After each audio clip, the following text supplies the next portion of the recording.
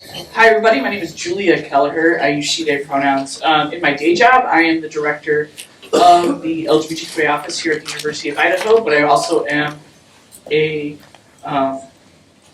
almost candidate in for a doctorate in education through the College of Education. Yay! I am starting my dissertation this semester. So to begin, what we're going to do today is we're going to talk about how to create inclusive lab and classroom environments or work environments, whatever you may do. I know that you all encompass a huge part of labor across the University of Idaho's campus, and there's really no way to quantify, this is what you're going to interact with, because everyone has different work environments in different situations. I'm not going to pretend to know what all you all do here at the university. So I'm going to try to make this as applicable as possible, but please try it to yourself to also do this. To begin first, when we talk about equity, it's different than equality. And I don't know if you've seen a version of this graphic. There's also a version of it where they're at a baseball game and the little kid can't see and they're based on heights. But this idea that we talk about equality doesn't necessarily mean equity. And they also equate it as a pair of shoes. So equality is if I was making an equal equality for these shoes I have, I would give everyone the same pair of shoes. Meaning that it doesn't matter what size feet you have, what width feet you have, or even if you have the right feet for the shoes, everyone gets the same pair. Equity then creates and removes barriers or creates opportunities so that everybody has the pair of shoes that fits them the best, regardless of size, fit, or does that person have 2 feet or 1 foot or whatever that may be, and human makeup of said feet. So that's the difference between equality and equity. That's a very simplified way of just looking at it, but it's this idea that we always want to strive for equity. We always want to strive for this idea that we are setting up our environments, our classrooms, our labs, our work environments, our offices to be equitable for everyone, regardless of their perceived or actual identities. And what I mean by perceived or actual identities, meaning that we might not even know their identities or what we might assume is. Because there's lots of parts of our identities that we know about ourselves personally, but other people don't know about because they're not part of our lives, right? If you asked me I told you my education status, but any ability or disability I may have, unless it's a physical one you can see on the outside of my body, you have no idea what that is, just like how everyone else does in this world. You have to ask, you have to talk about it, people have to disclose it. So it's important to kind of know that. So you want to set these things up from the get-go, from the start. You want to be that person that's aware of these things so you don't have to play catch up if something happens where we're creating these equitable environments immediately. And then bias versus prejudice. None of us in this world are bias-free. Heck, I get paid, I literally work in doing equity work, working with queer and trans students, working with students of all different multicultural and diverse backgrounds, and I still have biases and assumptions about folks. Because I'm a human. Because I was raised in a certain time, in a certain environment, in a certain place in the world. And all of us all of us, regardless of where we grow up, or when we grew up, or how we grew up, have these biases and assumptions. But looking at this room, which is a lot more diverse than the other room I was just in a little bit ago for new student orientation, is that based on that, we all have different biases and assumptions based on where we come from. So it's important for you all as new professionals in this field, as graduate students, I'm just going to say new professionals, new graduate students, or returners, whatever you're going to do. Like I said, I don't know what you're doing. To understand our own biases and assumptions. I get called out all the time about it. Not people, but people close to my life, like my wife and stuff, and she'd be like, "Oh, I think that's a bias of yours. You need to think about that." And that makes me think about it.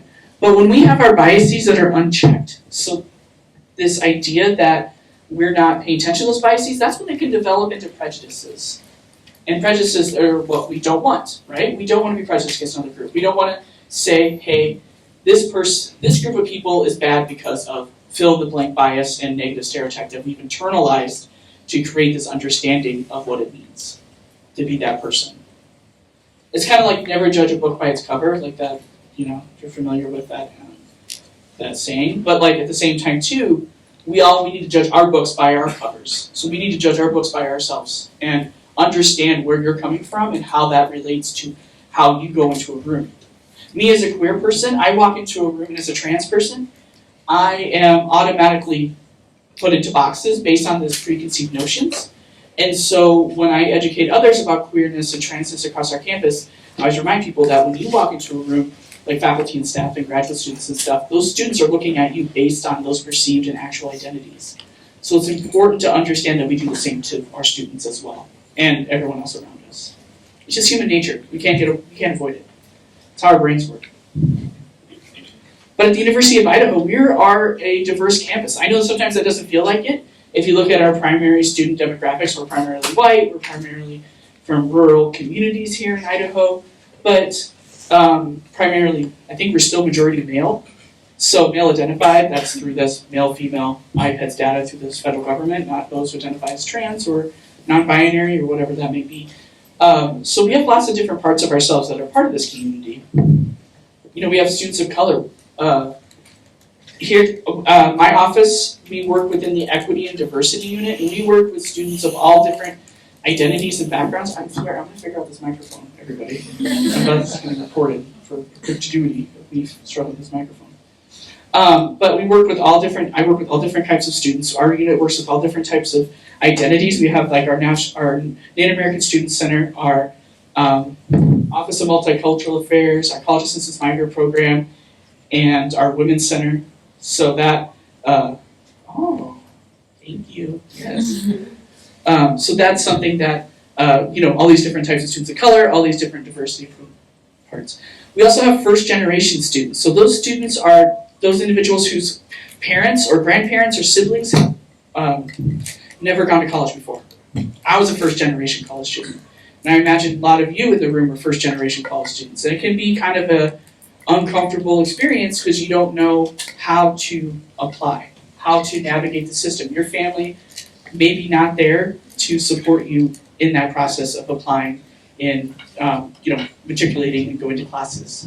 So it's kind of being aware that those people are here on campus. We have limited income students. The majority, I don't know the exact number. I have colleagues who do who know how many students receive federal Pell grants and other grants. Based on that, the majority of our students are receive financial aid here at the university. Students from migrant farm working backgrounds, those are students of all ethnicities and races that come from those backgrounds that are primarily served by our College of Census Migrant Program, but not all the time, also the Office of Multicultural Affairs. Our non-traditional students, those are students that are either veterans or married or have children or entered into their undergraduate degree older than 24. Veterans, we talked about. Native American students are students from our different indigenous and tribal nations around the United States, but also our 11 that we work with here at the University of Idaho that we have a MOU with. Those are our tribes that we work with closely here. We have women identified students. Those identified students, my population, I work with primarily the LGBTQA plus community. So those are students who do not identify as heterosexual and or do not identify as cisgender, meaning their gender identity does not match what's assigned to them at birth. And then students with disabilities. So as you can tell, there are so many different types of students that come into this campus. And I challenge you all as graduate students and as professionals here at the university to continue your training on these different student populations. I know myself in the LGBTQA office and my fellow colleagues in the Equity and Diversity Unit, we offer trainings throughout the year all the time to talk about creating inclusive climates, working with these different populations. So it's important to continue your professional development in your career so you can better serve those around you. So let's think about some ways that we can create inclusive, bias-free learning environments. And truly those environments can be outside of just traditional classrooms too. Because we think about when we were undergraduates, like when that experiential learning, that hands-on learning that we did in labs or in different components of our, whatever you did, fill in the blank here, use your experience. There's so many different types that were impactful and different than like just sitting in like a lecture style classroom like this classroom and learning from an instructor talking at the front of the room. So I'm going to ask you all, what are some ways that you think you can create inclusive, bias-free learning environments? You can just shout them out.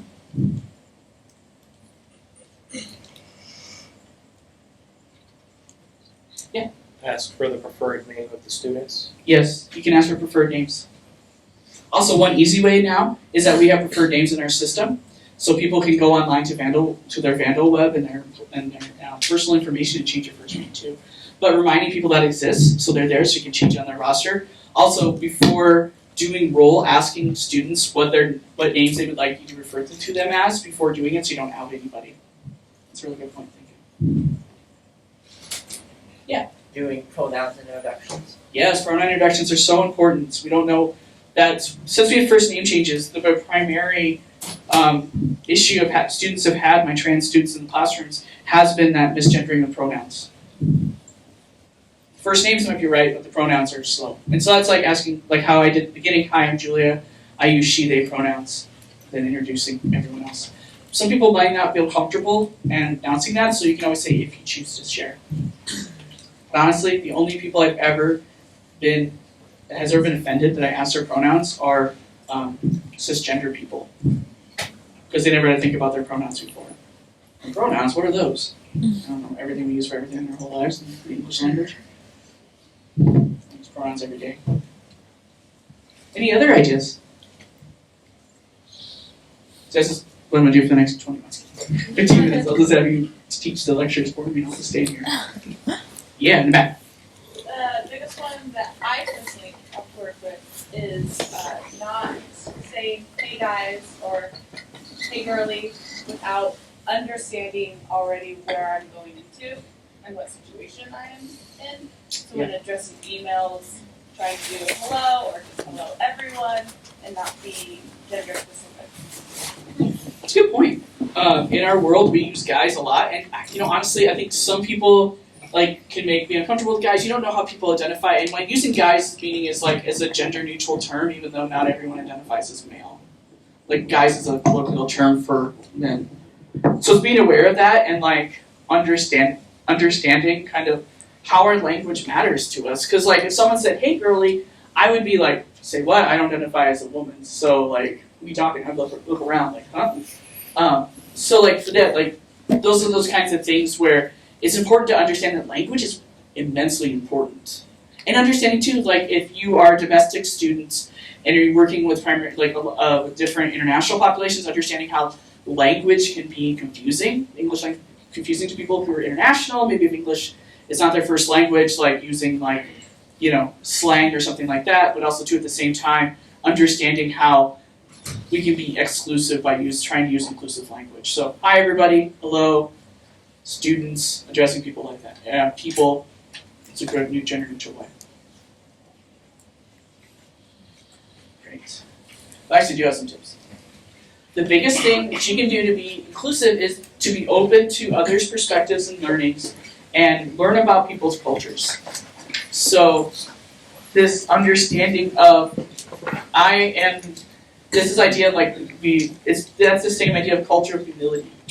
So this idea that I'm an expert in my own culture, but I'm nowhere near an expert in your culture. So I need to learn about it and be open and knowing that I'm not an expert so I can create inclusive environments to you.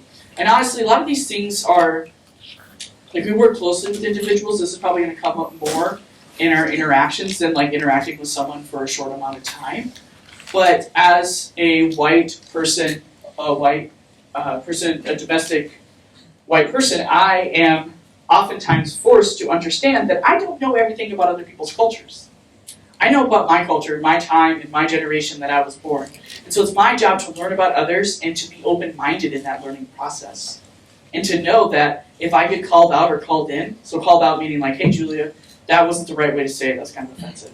Or called in and be hey Julia, you said this, let me tell you why you shouldn't say this. It's not my job to be I was just trying to be nice. That defensiveness, to being thank you, I appreciate it, let me learn more. It's about that process. civility clauses and statements in your syllabus. If you are working with a class, or if you're working with a lab group or whatever, you kind of like a team building activities. I'm in student affairs. So we love team building icebreakers. It's like super fun to do. But like we think about that, how you can put that in there to say like, hey, here at the University of Idaho, we have a non-discrimination policy. We have a diversity statement, and in these clauses, we understand that language that is offensive or slurs or goes against certain groups of people is not allowed, regardless of those people's identities or their political affiliation. So it's just understanding and creating an inclusive environment. So if something does happen, like someone says something, or maybe like a little disagreement breaks out or whatever, because even though sometimes we think, oh, my discipline doesn't deal with identities, our identities are everywhere. It doesn't matter if like, I don't want to call it a certain discipline, but like if I'm a chemistry person, I'm going to see chemistry. If I'm a chemist and I still exist as a person, so I still talk about myself, I still talk about other people, I still exist amongst, I don't go into work at 8 a.m. and be like, okay, work now. And then at 5 p.m., work, leave, and then never talk to the individual. We talk to people, we get to know people, we're social beings. So it's important to have those conversations with the people you work with and being that leader in your lab or your classroom or fill in the blank thing, because it helps you create an environment that says, hey, everyone's welcome, but also biased language is not welcomed. Okay. And if you need an example, Google. There's tons of civility statements in all forms of things online, or you can generate it with your group if it's a small enough group. Like, don't go to like a one-on-one class with like 75 people and be like, okay, let's go through a civility statement. Maybe that's not going to be productive. But if you have a small group. That's the same with community agreements and team discussions. So having these agreements to when we need to step back, when we need to step in, when do we need to have these conversations? It's important to be aware of that. Understanding your work group composition. So, randomly assigning people to groups is always a great, like if you can statistically make it completely random, like assign everyone a number and do like a generator. But like not understanding like, hey, I accidentally put all of the diverse populations in one group and all the white cis males in another group, maybe that's not the best idea. Because what happens when we work with people who look like us? Well, like for me, if I worked with myself, like if I was always in a group of people by myself, like similar ideas, similar values, similar interests, nothing new would get created. Because we'd be in that comfortability status of like, all right, yeah, let's think of that's a great idea. Let's do that again for the last 25 years. Like I work by myself, so maybe that's not a good example because I'm never diverse. It's just always me. Maybe that's why some stuff doesn't work. But that like when you have these groups, like if you bring in diverse perspectives and diverse people, things get changed and they get improved because new ideas come in. If you're a brand new student coming into the University of Idaho, you're coming in from wherever you're from with brand new perspectives, brand new ways of doing things, brand new ways of teaching that you can bring here and create more original ideas and more creative and innovative ideas than the same old status quo. Because the status quo is comfortable, right? Do the same thing every year. Julia, person who works alone, it doesn't get us funny. It does not get as creative or as innovative. Being aware of your reading and your examples or your exercises. See where you're drawing your work from. Like what, if you're in humanities, like what authors or things you're using, what examples you use. Try to use gender inclusive language. Try to use different names if you're, writing assignments or tests or whatever. And you need to label something. Being inclusive of all that, not just using the same things over and over again, or looking outside of your knowledge base, like not looking like research methodologies. Thinking about like a lot of our research methodologies are based in white, objective methodologies, like of ideas, like perspectives of epistemologies. And so when we look at like Native American indigenous ones or international epistemologies, we're looking at these different ways of doing things that's different than what we're normally used to up here in the United States. Finally, understanding more respectful communication. And now I'm going to go into the next slide to learn more about that. So, big thing for respectful communication is that inclusive language, words matter. Words mean something. I know there's probably been lots of times in all of our lives where someone said something to us in a way that made us feel bad, right? Call us a name. I'm a parent of a small child. I get called horrible things. And I'm the meanest person on earth sometimes. By the meanest person I love the most. But like this idea that like we use these things matter. So understanding that not all of us comes from the same understanding of language and communication. There's so many different ways that in the world that we communicate, so it's important to understand that and be open to different forms and to learn about different forms of communication. Just like here, be aware of different communication styles. And communication is not just what we say that comes out of our mouth, it's also the nonverbals that we talk about. Like this, how do we make eye contact? How do we, how close do you talk to somebody? All these things are all different and all part of how it makes up how other people are. So it's important to understand that these different communication styles work, that we need to be aware of that. And understand too that some students or some folks across the campus might have accommodations from our CDAR, our Center for our Disability Resource Center. And so there might be different people who need different communication needs versus that, and to be aware of that and to acknowledge it and to understand that, hey, I might need to change this up a little bit because they're not going to understand me if I'm extremely direct. Like people with different neurotypes, so like people who have different ADHD or are on the autism spectrum or whatever that may be, there's different ways of communication like that. Understanding cultural responsiveness. So what that means is understanding that communication and respectfulness within communication is not universally accepted as what we think about here in America. So it's just important to understand that, learn more, especially when you get to know your colleagues. Like when you get to work with your fellow students, depending on what programs you're in and what you're doing, get to know them on a personal basis and learn those different types of communication and have these different kinds of conversations to better help you be a more inclusive person. Watch your nonverbals. Like we say, our communication is so small. A small part of our communication is the actual talking. It's the nonverbals too that make sense. So if you're working with somebody and there may be some tension or something, you're like, hey, why is this? Maybe it's like every time you talk to them, they talk to you, fold their arms, your arms, or look at your watch or check your phone. Those are nonverbals. That shows that you're not interested.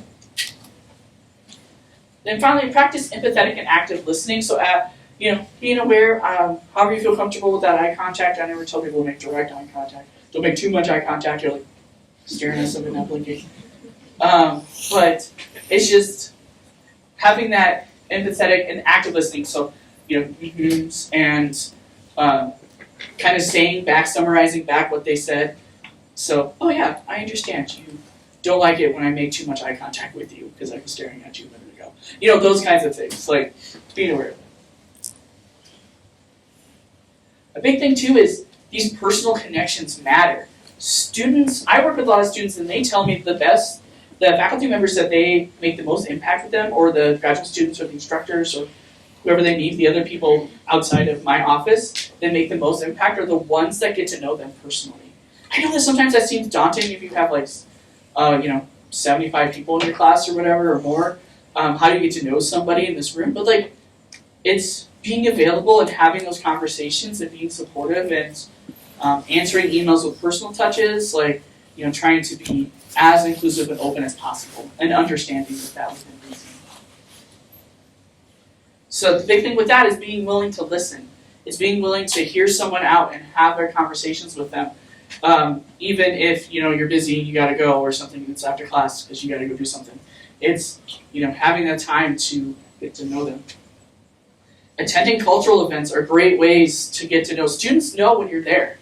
They see you, and it makes a big difference when you come to stuff that they do. Our diverse student organizations and our offices through the Office of Equity and Diversity, we do programs all year long. And when it goes to stuff, if you're interested, maybe you're part of the LGBTQA+ community, I have to plug my event, but we're having an ice cream social this Sunday at 6:30 in the ISUB cafeteria, but those are ways to get to know students. Walk around, say, hi, I'm so-and-so, this is where I work. Maybe I'll be in your class. All these things, going to the powwow or going to Office Multicultural Affairs events or the Greek student multicultural Greek organization events. Fill in the blank. There's so many things that you can do, but going to those events matter. I know we're all busy. We have not only do you have work, but you have homework and research and stuff like that. But finding time a little bit to go makes a big difference. Finally, knowing your resources. So knowing that you can go out there and create a welcoming space for folks, knowing what exists, like CDAR or the Dean of Students Office or one of the equity and diversity units. There's all these different ways that you can get involved. And there's also more trainings. So this is through our EDL, which is Employee Development and Learning. You can sign up for these different trainings. So you can email my office, LGBTQ office, our Office of Equity and Diversity, or the Women's Center also does a lot of training, so I left them on there. I offer Safe Zone trainings a few times a year. Those are an hour and a half. They're super easy. They're on Zoom. You can go through, get your Safe Zone placard. There's a bigger, expanded, respectful communication, working with migrant populations, working with indigenous and native populations. There's all these different trainings that are available to you, free of charge, that not only help you as a professional, but look really good on your CV or your resume when you go out there and start job hunting. I put mine on there, on my CV. Anyway. So it's just important to think about this. How can we create these inclusive spaces? And hopefully, I know this wasn't a lot of time for a ton of information, but you hopefully go out there and try to make it so our students feel comfortable and you all have a good experience in your classrooms and in your communities. So thank you. All right. Do y'all have any questions? Yeah. When these trainings and workshops for working with certain populations come up, where can we find them? You can find them through Employee Development and Learning, Okay. or through any of our offices' calendars and the university event calendar. I know with my trainings, Safe Zone trainings, I do them through EDL, and so the Employee Development and Learning posts them for me. It does it for me. Also, there's so many different awareness months. So coming up first is Latinx Heritage Month, and they'll be doing other things like that, events and keynotes in LGBTQ History Month and Native American Heritage Month, and Black History Month, Women's History Month. So all these things are going on. All right. Well, thank you so much. LGBTQ office is open to everybody. I know the rest of equity and diversity units are. Please feel free to reach out if you have any other questions offline. I'm more than happy to talk. Thank you.